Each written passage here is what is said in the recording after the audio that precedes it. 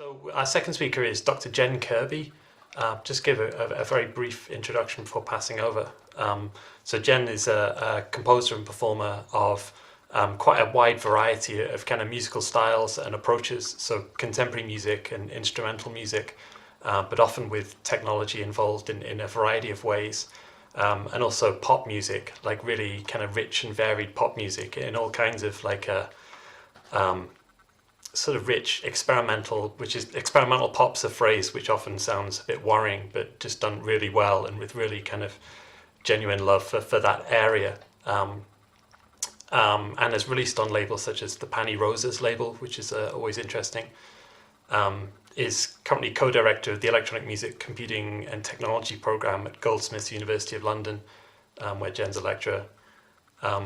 Has been president of the Irish Sound Science and Technology Association, and like a million other accolades that I won't go through just now, but particularly in relevance to this talk, authored an article last year for Contemporary Music Review on the body in performance, approaches to working with the body in the design of electronic music performance systems. And there's a lot in that which I think chimes with some of the things Courtney was talking about. And a lot of the concerns of this network. So thanks, Jenn. I'll pass over to you. Thanks very much. We'll get this going.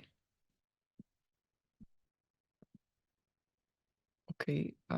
Yeah, thanks so much for a nice introduction and for inviting me as well. It's and thank you to Courtney for a really, really inspiring talk that I have to try and forget about temporarily.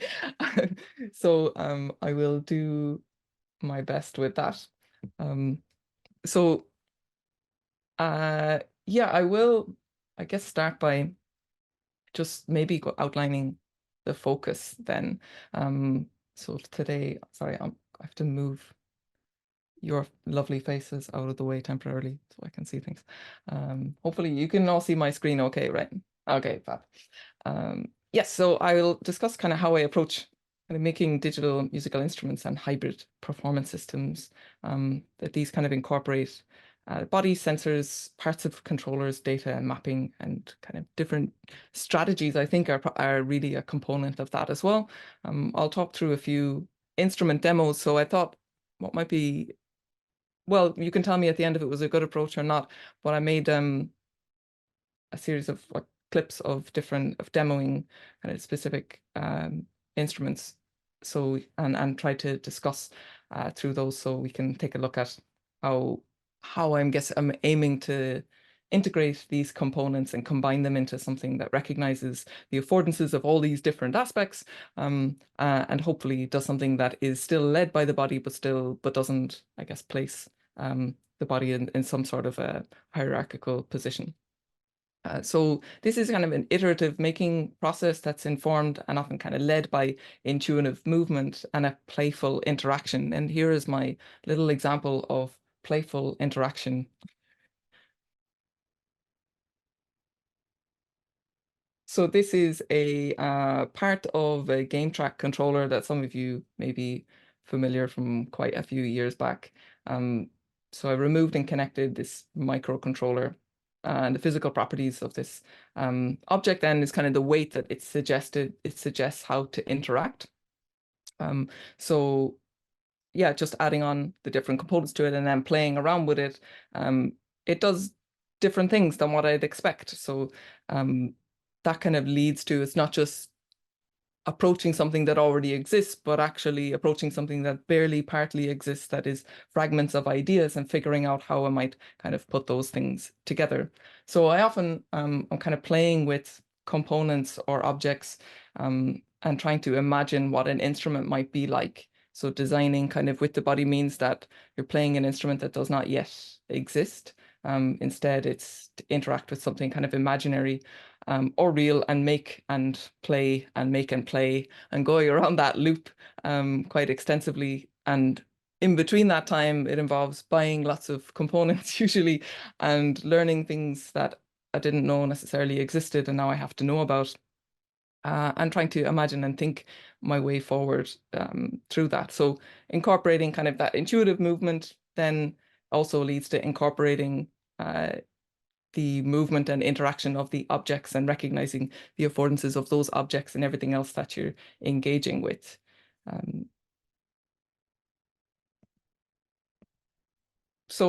Yeah, the affordances and considerations then start to become this kind of entangled web, I think. The physical position of the objects, the cooperation of those objects, the weight that I mentioned earlier with this string single handheld tether component, and the resolution and sensitivity and range of movement and all of these things play really significant roles.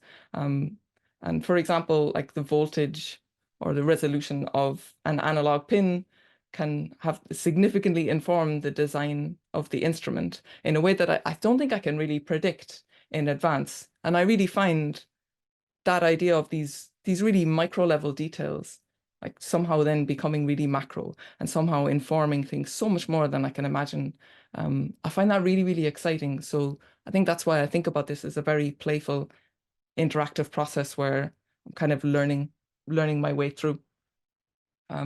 So in terms of yeah, the assemblage of those things, the focus is on kind of interaction of components. That means that the system becomes irreducible and entangled. So whereby when you're swapping one aspect for another, or you're making one adjustment to one part of the system, I think it has this unpredictable impact on the entire system. So, and some of that I think is so clearly evident in Courtney's presentation as well, that if let's say, for example, I'm wearing this on my wrist or something, and I design something that has this, or this glove that we were looking at earlier, and then all of a sudden you take that and you place it somewhere else. Like you just have a new instrument now, right? You know, everything becomes really different. And similarly, one thing that I found interesting recently was even just small device changes for the same components. So I'll give you an example. This is the Joy controller, because that was the best title I could come up with. It's just got these joysticks and 4 buttons. I'm really interested in designing these things that are as cheap as possible. That feels like just this goal that I constantly have to how cheap can I get this? So I bought a bunch of broken video games controllers on eBay to repurpose these joysticks. And they were all from like different models, and some of them, you know, really decades apart. And they all kind of behaved like a little differently. If anyone here is interested in gaming, you will know about the joystick drift problem in some modern games controllers. I'm not sure if there's any gamers around, but anyway, I don't know about that problem because of gaming. I know about the problem because of having an interest in joysticks. So the joystick there's a little spring that makes that thumbstick return to the center. And some of these modern controllers, that's not returning exactly where it needs to be, and it's starting to drift off. And you can imagine in a video game, that's a problem where that should reset, and it's not, it's moving somewhere else. And for musical applications, that would mean something different. For these controllers, I've removed that spring anyway, so it doesn't have this point that where it needs to return to, and so that becomes something a little different in how you interact with that. Those slight differences start to, as I said, start to go from being something quite micro to something that can be quite macro. So one way that these joysticks dealt with it before was they would have these null zones around that center point. So there was just an area that it didn't really read any numbers at all. So you had this movement that wasn't being read. So I wanted to design these 8 controllers that were exactly the same. And then because I used these tiny differences in these, from these different components, instead of just buying all of the same ones. But it was more fun to do it this way. They all became slightly different to play, and that became something that you could exaggerate. You can fix it, or you can say this is an inherent part of this now, and I can have a favorite one, and one that I really don't like at all. And it ends up becoming not just something as obvious as kind of the resolution and granularity, but just these tiny design elements that maybe someone, however many decades ago, had this design in mind for a totally different purpose. So I found that to be really, really fascinating, to dig into these really, really small things and allow them almost to become much, much bigger things. So maybe it'll make more sense. I'll talk through some examples. Hopefully you'll be able to hear this okay as well.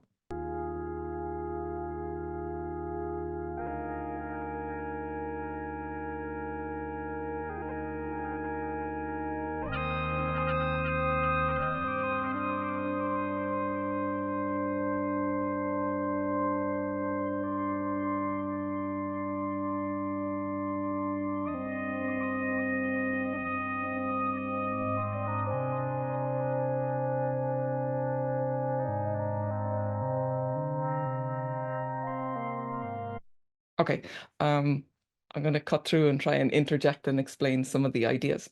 So this first example integrates movement into kind of an algorithmic process, but it's not this direct causality. It's not a clear kind of action sound relationship. It's the idea of being part of a process.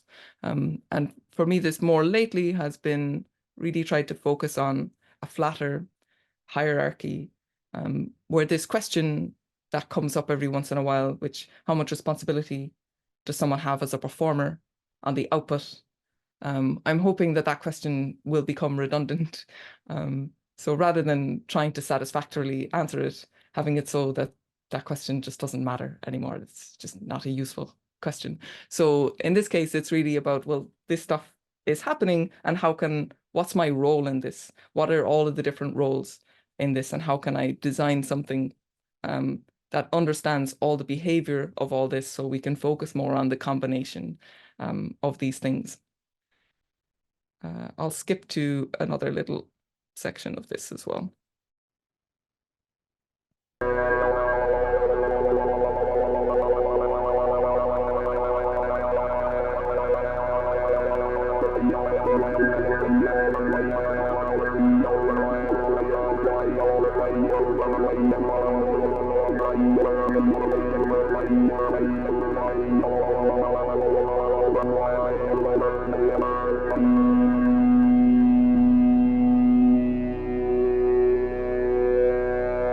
Okay, you get the idea, maybe.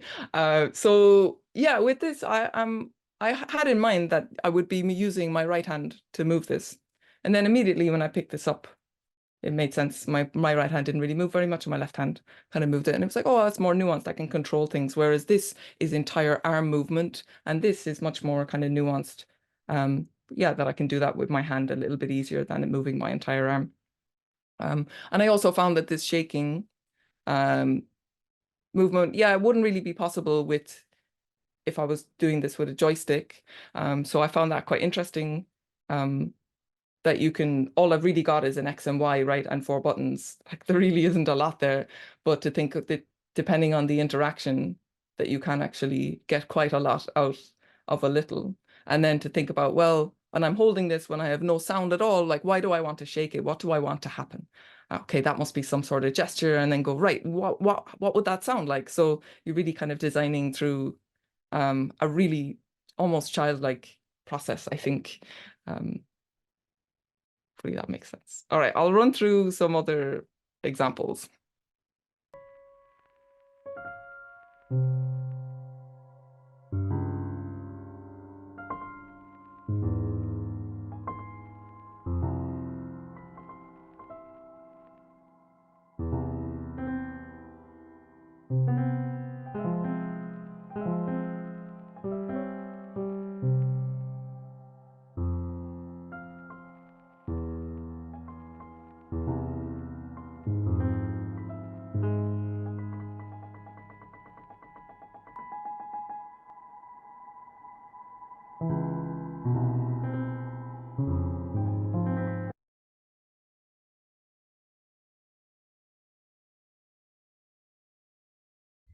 Jenn, you're muted.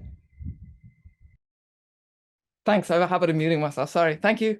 I will start by saying that using a gyroscope and accelerometer to make a keyboard is a terrible, terrible idea. Right? And I know that. And I repeatedly do it because I feel like it's some sort of exercise that I have to continually go through with different things because it tells me something new every time. So I was curious about what I would want, how I would want to extend this, and how I could take this, take the data and just apply it in a way that you really shouldn't apply it. I'm not looking to replace the keyboard. I think it's great. So I wanted to kind of map it this way. And while I was recording this video, I thought, well, why am I playing it like that? So I started playing it a different way immediately. So I will play you my other way.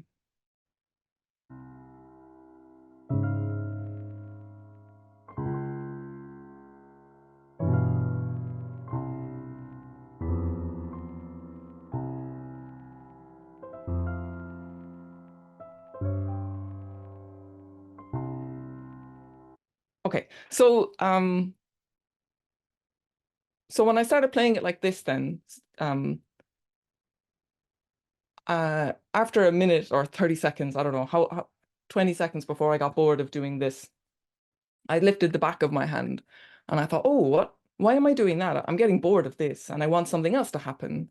So there's nothing mapped, there's nothing musically going to happen that's different now, but I'm clearly wanting that to happen. So I guess I'm trying to explain that kind of process of doing something that doesn't really exist yet and then thinking, right, now I need to create it. So because that's just measuring that movement anyway, it would be very easy to get that data as different from this data and upside down. So you can actually easily do that, but it was just an example of saying, I can be led by playing this in a different way and then see how do I want to do it differently again, and then have to go away and make something from that.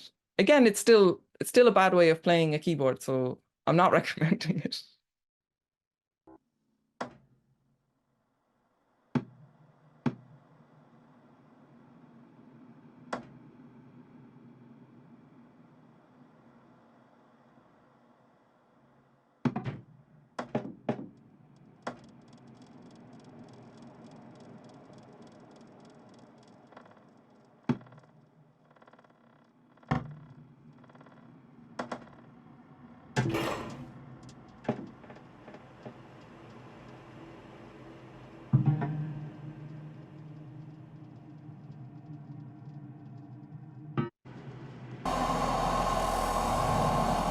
Sorry, I skipped too far.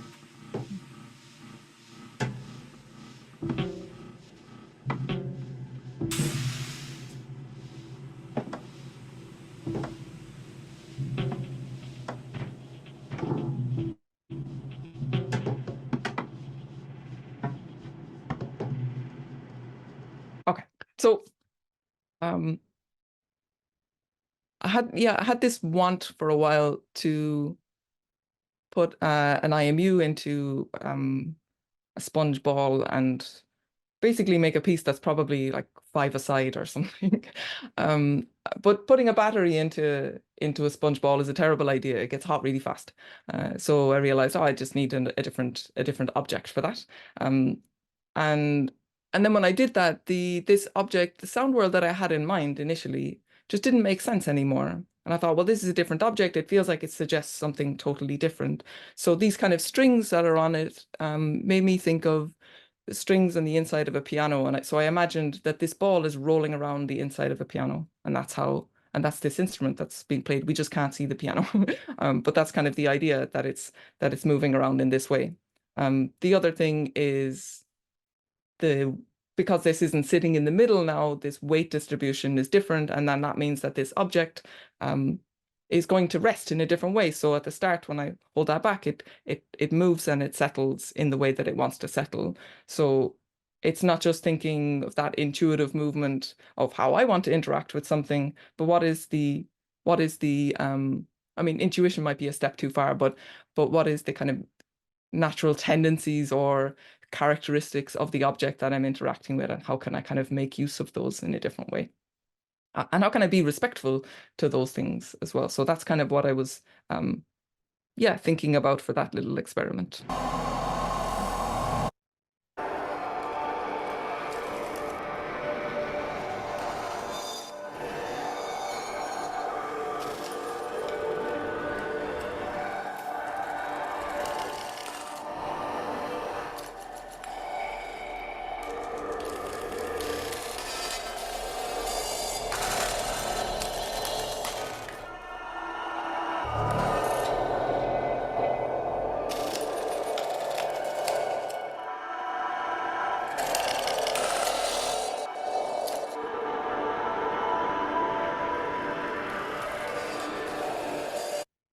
speedily going through these things for time, but I hope it just gives you some ideas and fingers crossed spark some interest.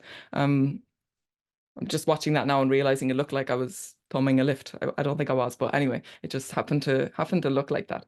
But when I was doing this, I was thinking, well, this is an obvious kind of movement that I'm going to make, and I felt like I should make more use of that. So this glove has kind of the standard enough stuff on it, flex sensors and an IMU, and it also has some touch capacitive buttons. Buttons are really useful. just can't get away from needing buttons. So I thought about these two sides really being kind of different sound worlds, and then combining those different elements. So again, it's really playing with something that isn't kind of mapped in any particular way, and then allowing that kind of creation of what your imagination is drawn to, and particularly, I guess, what your own interests are drawn to make it as well. Okay, and then the last one, I'm hoping that some people are fans of this because I've been a real fan of the game track for a really long time. So fingers crossed I'm not the only one. This is a modified game track. It has an IMU on it, so motion sensing on the bass, which I made for working with a dancer. So it became kind of two-player in some ways. And it has buttons, although I didn't use the buttons, but anyway, you'll see the examples.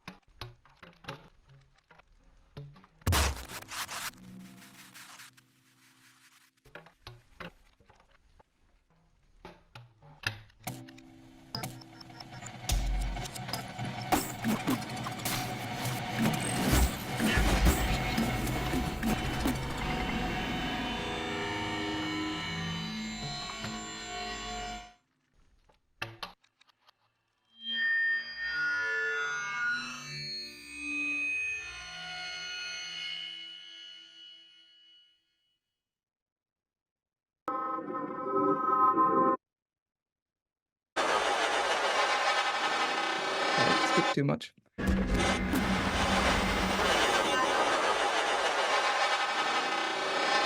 Still skip too much, sorry.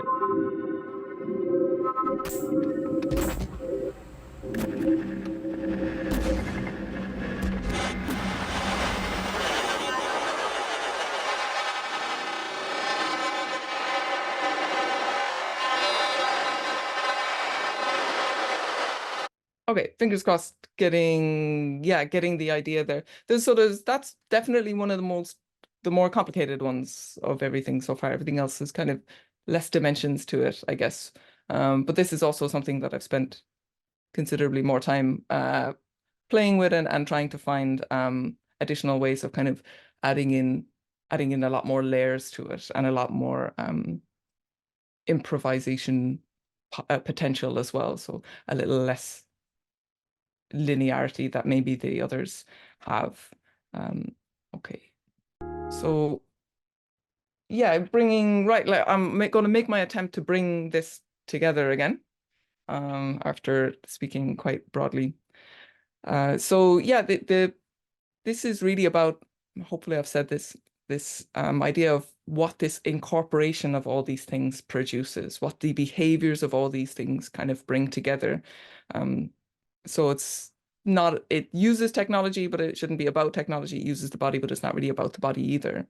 And the other thing is these small changes that I've mentioned can have this kind of unknowable impact on the overall system. And And now, rather than maybe run away from those or work against them, which I probably did for quite a long time, now I'm actually trying to seek them out. So I'll still buy broken controllers and see what happens. So as well as, yeah, following kind of intuitive movement, the objects themselves, I think, suggest their interaction as well. There are layers upon layers of decisions. So people who designed those components, or code that other people have written that I'm borrowing, and code that I've written, all of these things, there's just so many layers of decision making that is compounded and becomes totally inseparable. In the same way that if you play an instrument for a long time, that your body is absolutely shaped by that instrument that you play. I think we can do the same kind of in reverse, that the things that we make our practices are inscribed into those as artifacts as well. So how we assemble those things, all of those decisions, maybe it's not something that might be able to well, maybe we can, but I don't know how much we can really detail every single element of that. But I find that quite interesting to think that these objects take the shape of us as well, and these instruments that we design. Thank you. Yes, so system changes, not always guided by creative and technical needs. Things break, things become obsolete. There are shortages, those kind of things. Fixed instruments and systems, I found for me lately, sometimes they're becoming a bit too inflexible and it's bothering me. On the other side, an evolving system has different kinds of problems where you try to perform the same piece and the pieces become very, very ephemeral, and we're constantly working on shifting sand, and how do we kind of manage that? Combining different instruments, combining two things together creates something new. That's quite fun, and maybe similar to what Courtney was showing with this network as well, that I've been thinking about kind of modular approaches and see if that might support fixed and evolving systems. So that's kind of where I'm at with figuring out if I can find a way that does this in a modular way where I don't have to create everything for every single purpose, and to have something that is a bit more adaptable, and there's potentially elements that can just hook into each other without having to be bespokely done. Okay. Hopefully that's right at the last bit. Thank you.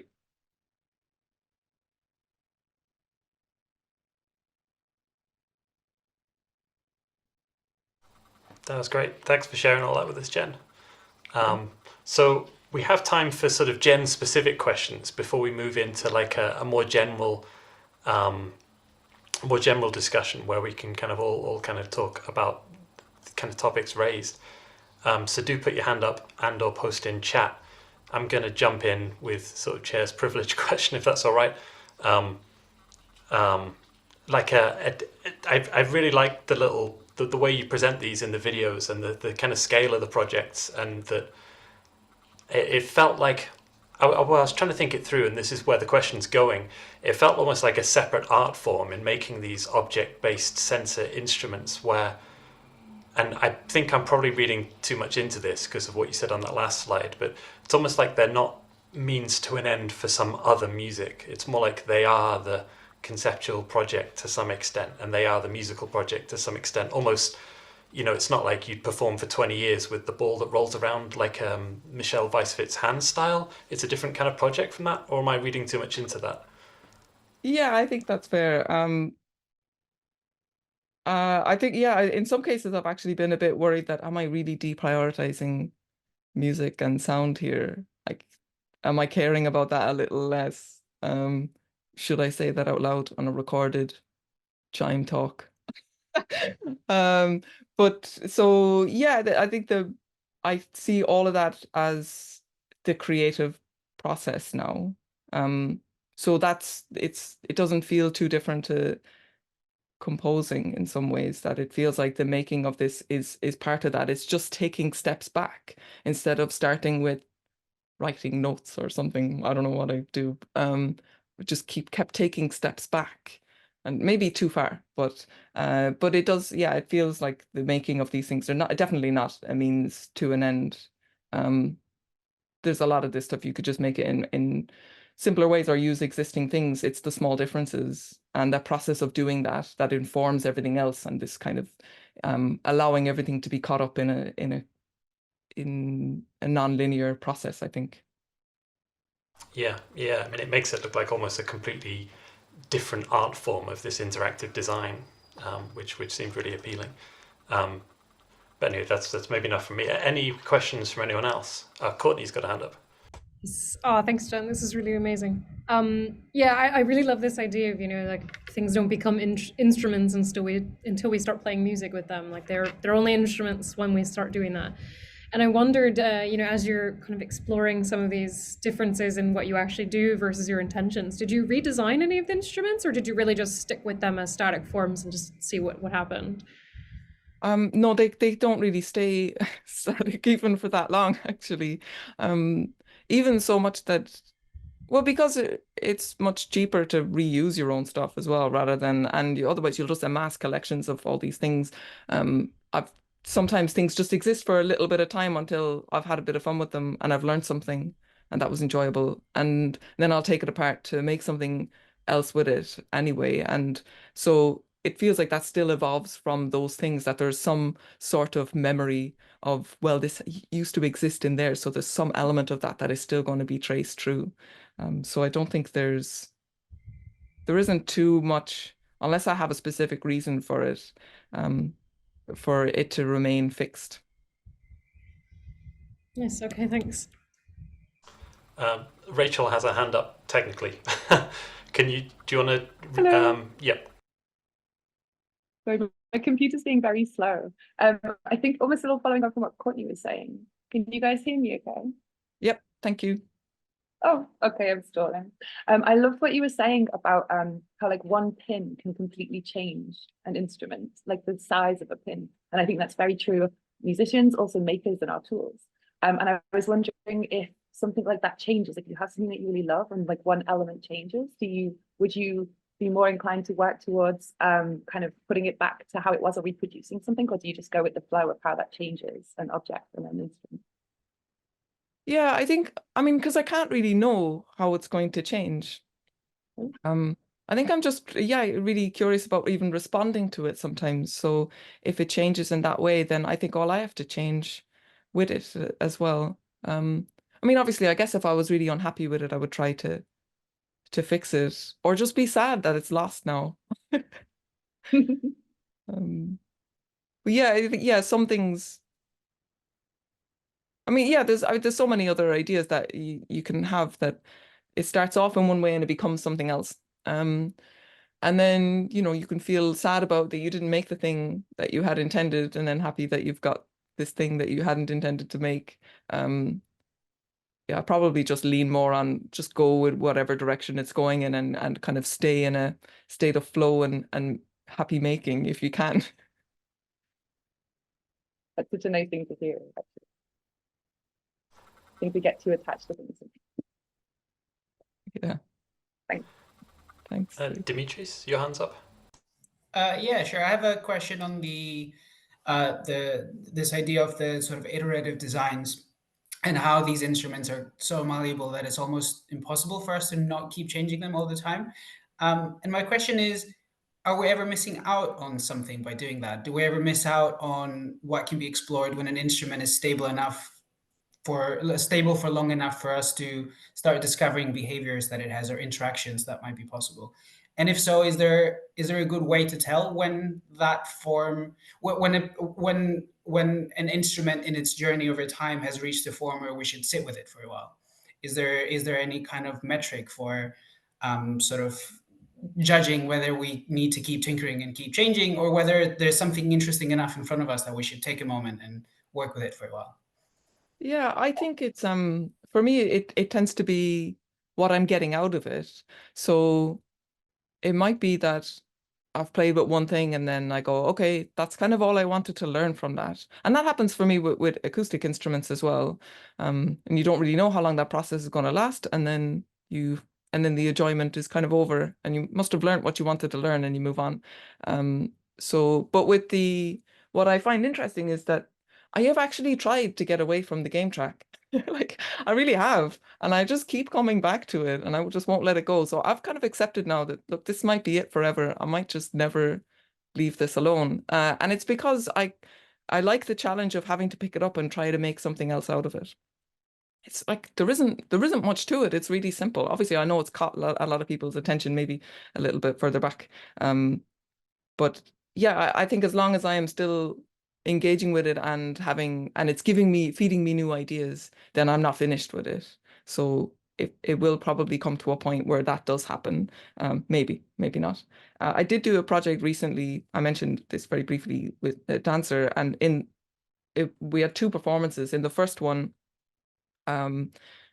we used loads of things. I got so overexcited about like gear, and we just tried out all of this stuff. And so lots of different kind of game track elements, like parts of it in the handheld part that I showed at the very beginning, and the glove and all these things. And then the second time we did the performance, when we were doing some workshops, we said, well, why don't we just focus on one thing for a little while and see what happens? And we ended up just sticking with the wireless game track and getting so much deeper into what we could do performatively with that. And it felt really interesting to have that as a constraint, actually. I certainly felt like I learned a lot from that process of kind of really minimizing to say, you're not allowed to play with all the other stuff.